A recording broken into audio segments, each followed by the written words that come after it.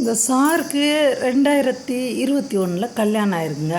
உடல்நலக்குறைவால் மனைவி இறந்துட்டாங்களாம். அதுக்கப்புறம் மனைவியோட தங்கச்சியை கல்யாணம் பண்ணி வைக்கிறாங்க. அது கூட வாழ்ந்துட்டு இருக்கும்போதே திடீர்னு இவருக்கு கொழுந்தாள் மேலே காதல் வந்துடுது. அதாவது மனைவியோட இன்னொரு தங்கச்சி மேலே காதல் வந்துடவும் மனைவிட்டே சொல்லியிருக்காரு, எனக்கு அந்த பொண்ணு மேலே லவ் வந்துருச்சு, எனக்கு கட்டி வை அப்படின்ட்டு. அது மாட்டேன்னு சொல்லியிருப்பாங்க போல். அதோட மின்சார கோபுரத்து மேலே ஏறி நின்று, நான் என் கொழுந்தியால் காதலிக்கிறேன், எங்கள் 2 பேர்த்தையும் சேர்த்து வைங்க, அவளும் என்னையை காதலிக்கிறா அப்படின்னு சொல்லி நின்றுருக்கான்.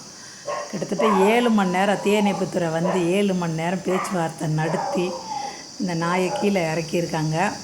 இப்போ எனக்கு முதல் மனைவி இறந்து போனதில் ஒரு சந்தேகம் வருது. இந்த நாய்க்கு ஆரம்பத்துலேருந்தே இந்த 3 ஆட்டையை போடுவோம் அப்படின்னு தோணியிருக்கலாமோ, அதனால் ஃபஸ்ட்டு அந்த பொண்ணை கல்யாணம் பண்ணி அப்புறம் காலி பண்ணி விட்டுருச்சோம் அப்படின்லாம் தோணுது. என்ன பண்ண சொல்கிறீங்க? நம்மளை மாதிரியே போலீஸ்காரங்களை யோசித்து எதாப்பால் அந்த பொண்ணு செத்து போனதை கிண்டி பார்க்கலாம். ஒருவேளை டேரெக்டாகவே 3வது பொண்ணு மேலே தான் இப்போ விரும்பி ஃபஸ்ட்டு செகண்ட் போயிட்டுருக்காங்கன்னு தெரில.